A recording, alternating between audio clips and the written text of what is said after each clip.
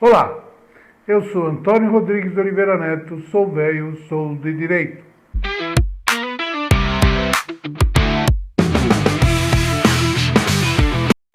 Pessoal, estamos retornando hoje às entrevistas, aos comentários. Hoje nós vamos falar um pouco de direito penal, processo penal, de um caso específico que estão me pedindo para comentar. E por que nós demos uma interrompida?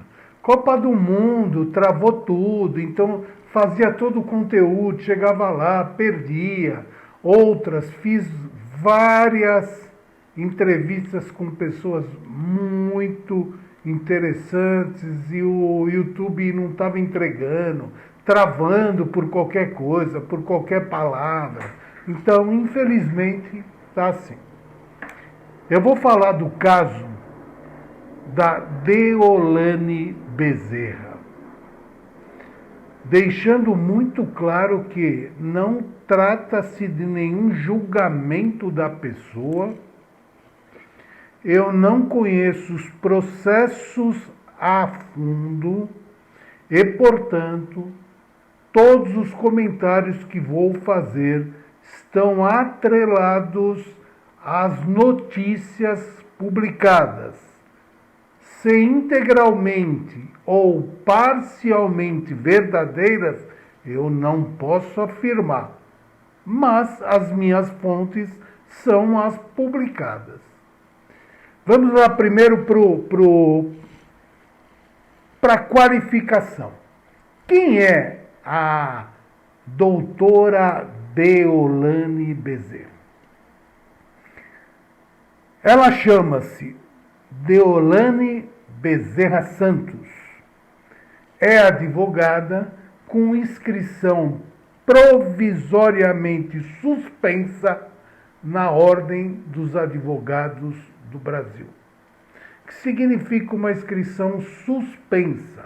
Significa que, por hora, ela não pode atuar como advogada. Ah, ela deixou de ser advogada? Não. Ela está com a OAB suspensa. Ao final das investigações, ao final dos critérios da OAB, ao final de possíveis ou não condenações, será determinado se ela perde o direito de se identificar como advogada ou se ela não perde. É um período de suspensão. Lembra quando você estava na escola e você era pego fumando no banheiro? Eles não te expulsavam, eles simplesmente te suspendiam, ok? A diferença é muito grande. O que dizem? Dizem que ela é uma influenciadora digital com milhões de seguidores. Pô, mas tá falando diz? Ela é. Eu não sei, eu não sigo. Nunca segui, então. E ela ostentava em redes sociais, possivelmente, um status de fortuna de uma pessoa que era ou que é afortunada financeiramente. Então ela tem vários carros de luxo e isso é muito subjetivo, porque no conceito de luxo é uma coisa muito relativa, né? Subjetiva. Você perguntar para mim, uma Ferrari, ou professor Antônio, é um carro de luxo? Para mim, sim. Se agora para milionários, bilionários, para outros países, pode ser que não, seja um carro bom, mas não de luxo, né? Ela tinha uma residência, ou tem ainda, altamente luxuosa, mas agora você fala que é altamente luxuosa? Sim, porque a residência visualmente é muito grande, é muito suntuosa. Então, visivelmente, é uma residência de alto luxo. Levando-se em consideração que carros, ela tem vários, Vários quantos? Não sei. Mas ela tem. Tem conta bancária recheada, também é subjetivo.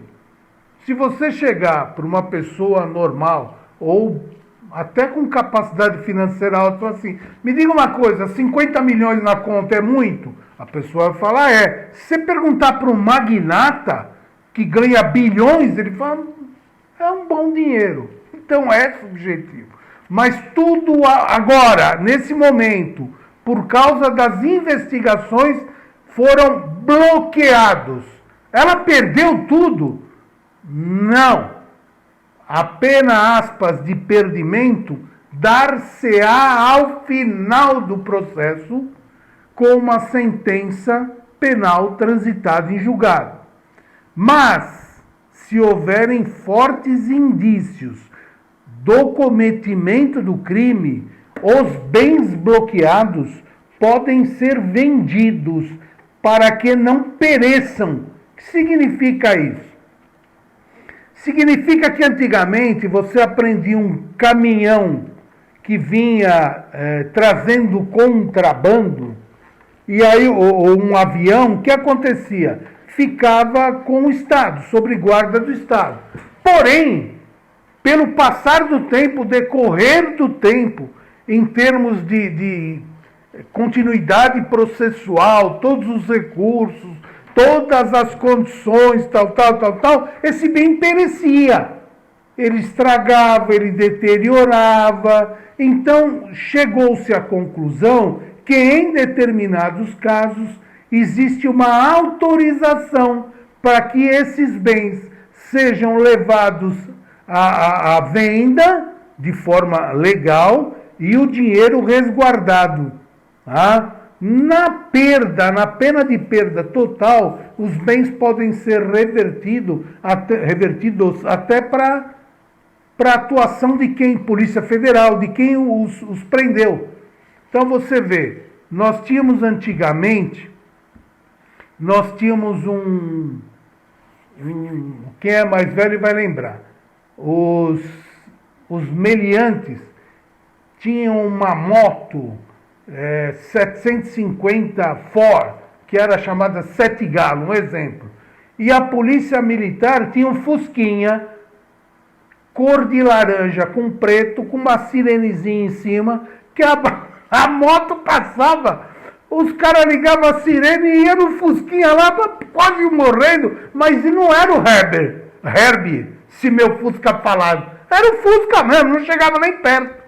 Então isso levou à inteligência de que os bens devem ser perdidos em função de instituições que, no caso, combatem o crime. Por quê? Para ter paridade de armas. Ok? Muito bem. Do que ela está sendo acusada é por quê? Houve uma denúncia. As investigações, elas vêm desde 2018. Então, a doutora Deolane e o pessoal que, teoricamente, a ajudava, não sei se é verdade, inclusive familiares, não sei se é verdade, eles estavam sendo investigados desde 2018, sendo certo que as irmãs da doutora Deolane, que também são advogados, aparentemente, tem lá com isso. Ah, mas o irmão dela está cheio de bens, não sei. Quem vai apurar é a justiça. Ah, mas ela faz parte do PCC, não sei. Quem vai apurar é a justiça. Mas começaram as investigações em 2018. Foram feitas investigações no sigilo. Por quê? Porque cada vez que a pessoa é presa e as investigações vazavam, a pessoa tem vantagem, some, pá. E com um grande detalhe, pessoal, presta muita atenção. Pode haver investigação em sigilo e o advogado não ter acesso ao inquérito, não ter acesso a nada? Sim. Se existem diligências sigilosas que visam esclarecer ou deixar os fatos fortemente alicerçados, sim, existe esse sigilo. Depois que tiver pronto, a parte for intimada, aí o advogado passa a ter acesso integral, ainda que o procedimento ou o processo esteja em sigilo. Mas depois que for intimado e terminarem as investigações sigilosas. Muito bem. Em 2026, mais precisamente em junho, mais precisamente dia 10 de junho de 2026, houve uma denúncia do Ministério Público do Estado de São Paulo por intermédio do grupo GAECO, que é especializado em apurações de delitos, de lavagem de dinheiro, de desvios, etc. Vou ler. O GAECO ofereceu denúncia contra Deolane Bezerra perante a terceira vara de Presidente Venceslau, imputando-lhe os seguintes tipos penais. O Ministério Público reuniu tudo, verificou onde estavam, acharam por investigações várias empresas, muitas delas, mas várias, localizadas no mesmo endereço, perto de um presídio que é Presidente Venceslau, o presídio que também abarca alguns acusados ou condenados ou sentenciados, também com expressão. Pode ser expressão midiática, pode expressão de conseguir manipular o sistema de dentro da cadeia, levando informações a terceiros fora, para que eles ajam da maneira em que a pessoa que está encarcerada continue no comando. Bom, mas o presídio não... O presídio faz de tudo, gente. Só que tem um detalhe. Digamos que uma pessoa... Digamos que a pessoa tenha direito à visita. É constitucional, está na lei de execuções. Ouviu, passou. Não vou falar de advogados, que eu não tenho prova e não quero mexer nisso, tá? Não quero falar bobagem. Então, deixem claro. Agora, presta atenção. Do que ela foi acusada?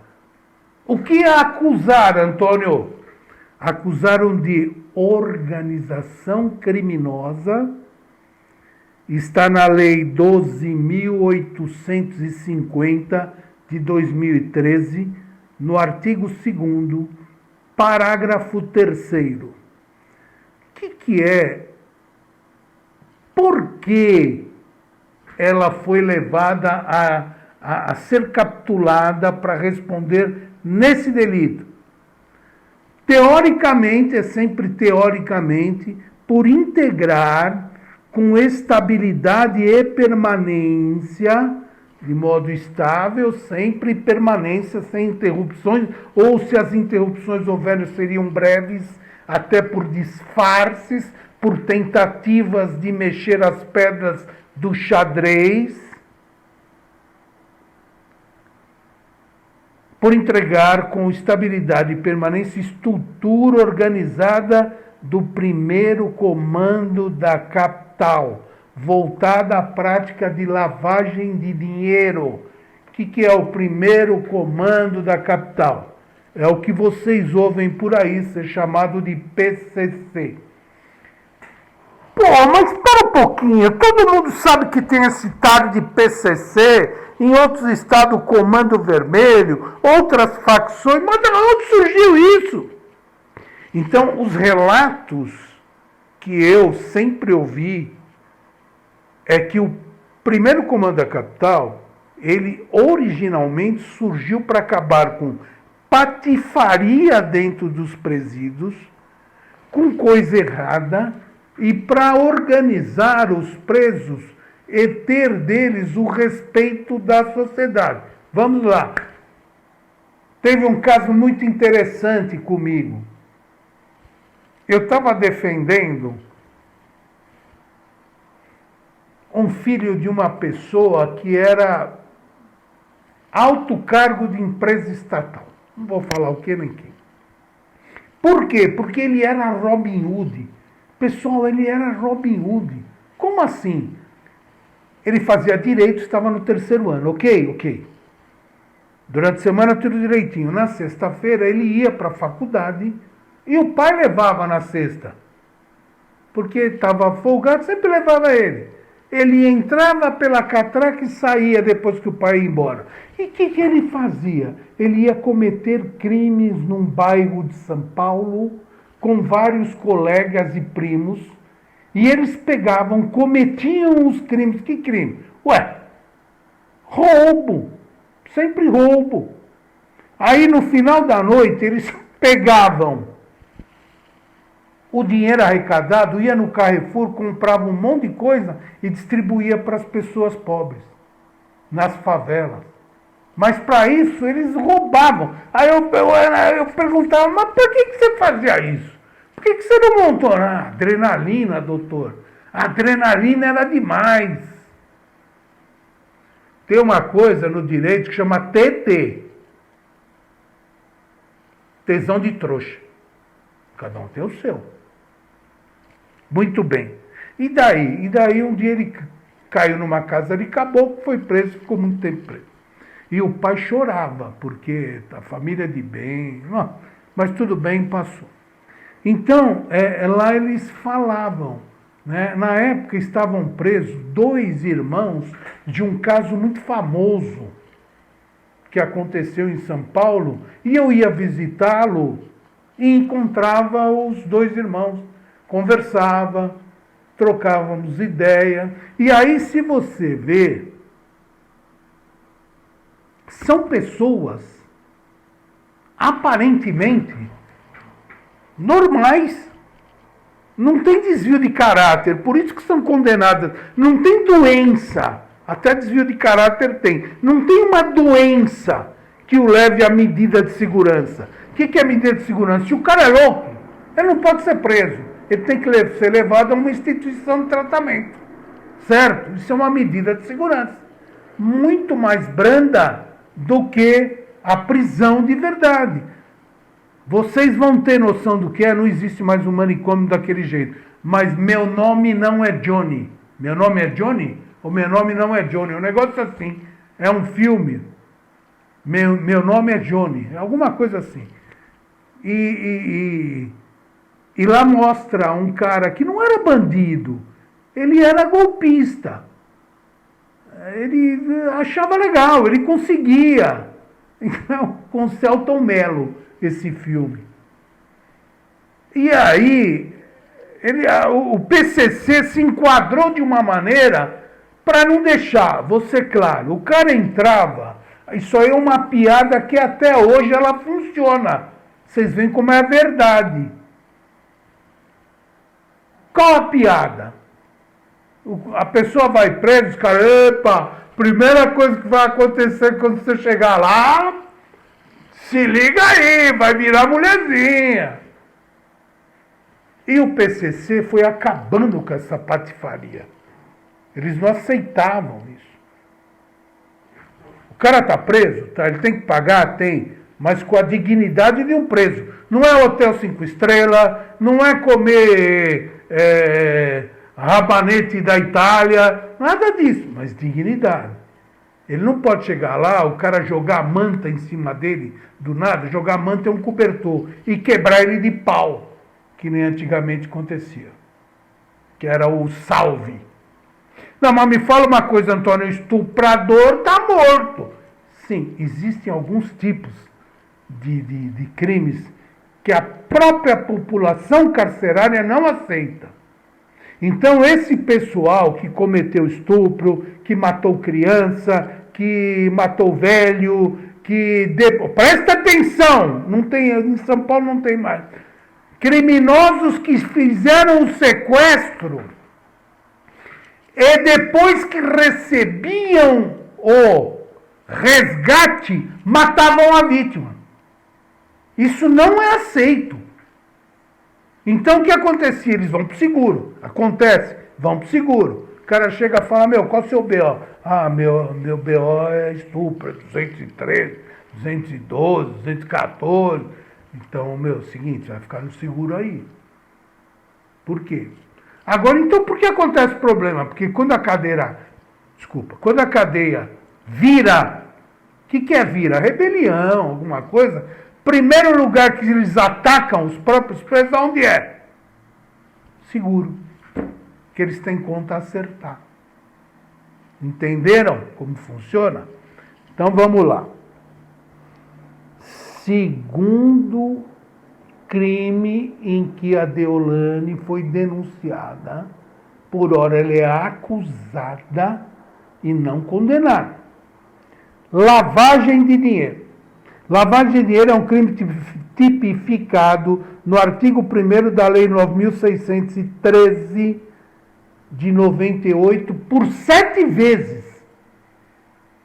Então isso faz um concurso, tem o material e o formal, e faz um concurso e a pena vai aumentando. Tem um limite, mas ela aumenta. Por que ela foi denunciada? Por ocultar e dissimular origem ilícita de valores provenientes de tráficos de drogas e outros crimes praticados pelo PCC mediante depósitos fracionados, são chamados Smurfings, não é aquele cara azul da televisão, papai Smurf, mamãe Smurf, a Smurfette, nada disso. É uma prática chamada de Smurfing. Por quê? Eles fracionam os depósitos. Vários. Você pode já ter feito isso. Você ia receber, digamos, 6 cocadas. Aí você falava, faz favor, deposita 2. Aí amanhã você deposita mais 2.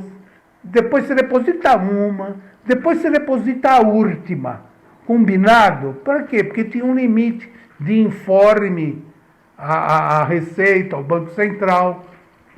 Então você fazia esse tipo de fraude, que é uma fraude. Mas nela a quantidade, segundo o que informa, é monstruosa. São valores inimagináveis. Ok? E para isso ela utilizava as empresas de fachada, que ela montava, segundo informações, montava várias empresinhas e aí pegava nota. É uma empresa de bala, é uma empresa de coco ralado, é uma empresa de transporte, é uma empresa de bateria de moto falida, é uma empresa de calça de jeans, é uma empresa de cueca jeans, com um botãozinho atrás, escrito My Love, né? Para vender na 25, entenderam? Mas são várias. E vai pegando nota e depositando. Pegando nota e depositando. Isso vira um bolo de neve, um negócio, eu nunca vi neve. Não sei se o termo bolo de neve está certo. Vira um negócio esplendoroso, tá? Pessoal, agora eu vou dar para vocês os elementos de prova indiciária. O que significa isso? Você sabe que para haver crime, precisa ter os elementos que o constituem. E no inquérito, no indiciamento e nos indícios iniciais, você tem que ter indícios de autoria e materialidade. Saber se aquela matéria constitui ilícito penal e quem é o autor. Onde eles se buscam para falar que ela teria cometido, em tese, os delitos que eu falei. Em prova indiciária. Sobre o que? Vou falar. Depósitos fracionados. Lembra que eu falei da cocada, tal? Agora eu vou ler os textos. Smurfing, né? Que não é aquele do papai. Smurfing. Entre 2018 e 2021, doutora Deolane recebeu em sua conta pessoal R$ 1.067.505 em depósitos de Smurfings fracionados inferiores a R$ 10.000 cada um. Técnica clássica utilizada para evitar alertas ao sistema financeiro. Hoje já mudou tudo, está muito mais difícil. O intermediador era Everton de Souza, vulgo Player, que indicava a conta de Deolane para os fechamentos mensais. Deixa eu só lembrar que a doutora Deolane foi casada com MC Kevin, né? E ele faleceu, então ela tornou-se viúva. Mas o MC Kevin, pelo que parece, em algum momento teria dito, não sei se é verdade, isso eu estou falando de ouvir dizer, num podcast, que ele conheceu a doutora Deolane em uma festa em que havia integrantes do PCC. Se é verdade ou não, não sei. Segundo, depósitos empresariais sem lastro. O que é depósito empresarial sem lastro?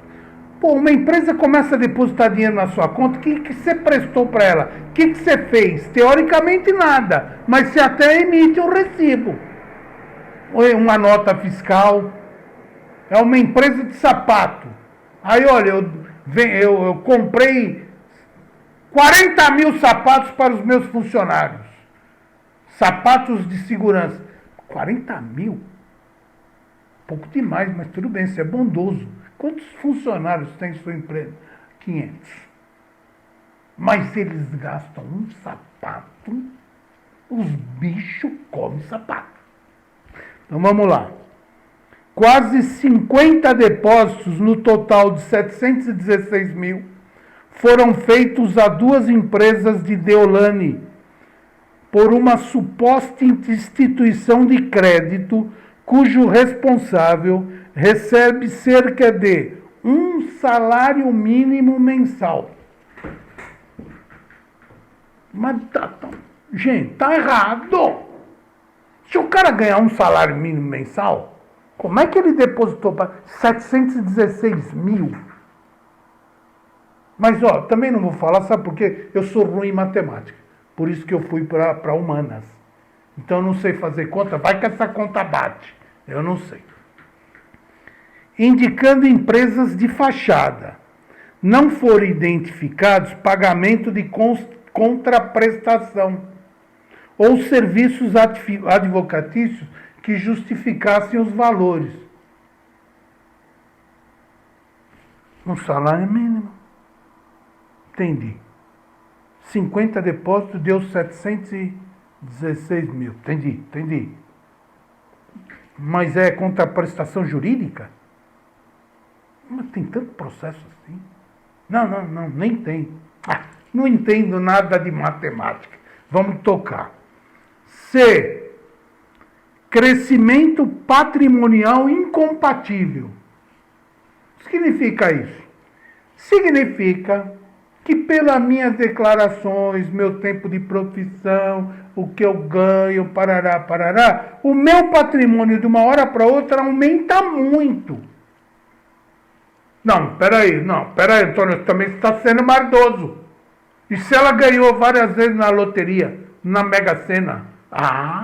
Verdade. Mas daí ela não tinha que mostrar lá os bilhetes? Não tinha que mostrar os bilhetes lá, onde ela ganhou? A Caixa tem um formulário de quando você ganha. Bom, mas eu também não entendo muito de conta de caixa, então não vou falar.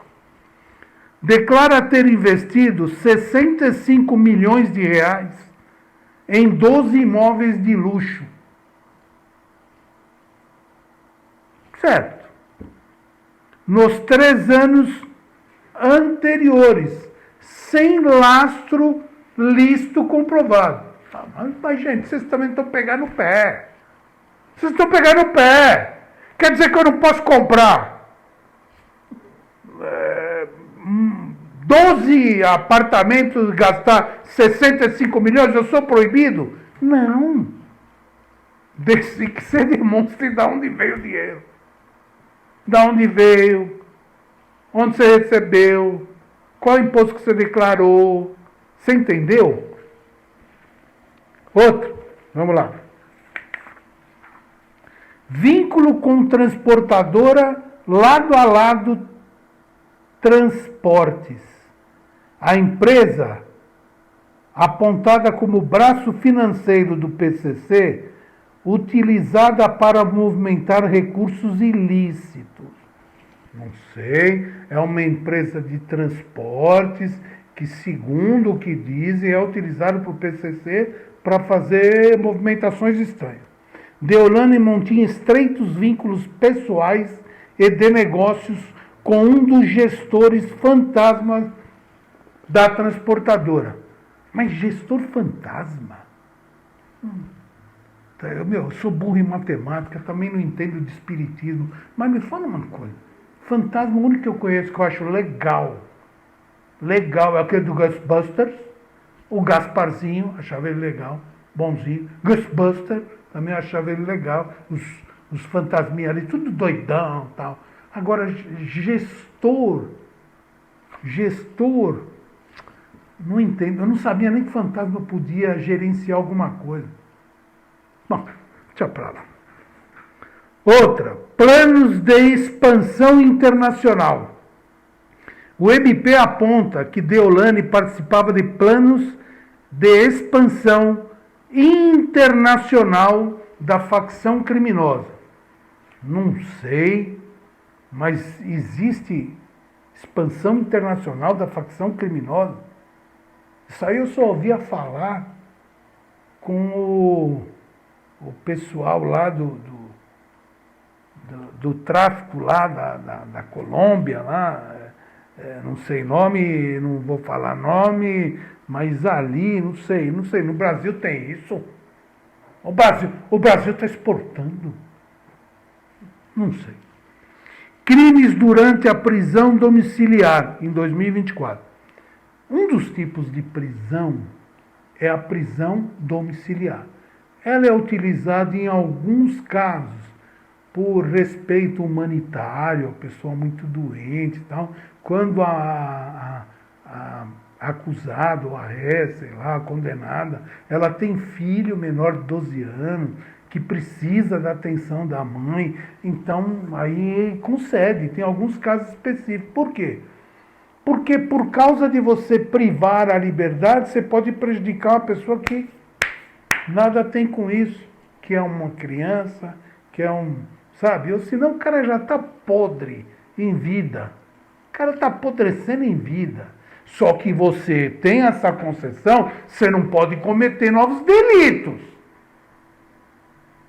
Porque se você tem esse benesse e comete essas bobagens, você perde. Aí agora houve um habeas corpus em que a doutora Deolane alegou isso. Mas eles falaram, mas pera um pouquinho, deixa nós analisar aqui. Juiz, promotor, deixa nós analisar com karma aqui. Quer dizer que você quer voltar para casa por causa da tua filha menor. Entendi. Mas pera um pouco, não foi você que foi para um reality show em que você ficou 2 meses lá, presa dentro do local, e naquele momento sua filha não sentiu necessidade sua? É só agora na cadeia que ela está sentindo essa falta? Bom, também não entendo nada disso. Bom, a doutora Deolane foi indiciada por 7 vezes, tá? No âmbito de uma operação chamada Operação Vernix, incluindo lavagem de dinheiro e organização criminosa. Pessoal, agora eu vou passar para a parte criminal, atual, processual. Porém, no próximo capítulo, aguarde-me, preste atenção, hora do like. Hora do like. Você vai dar o like e compartilhar. Vai que eu espero. Pera.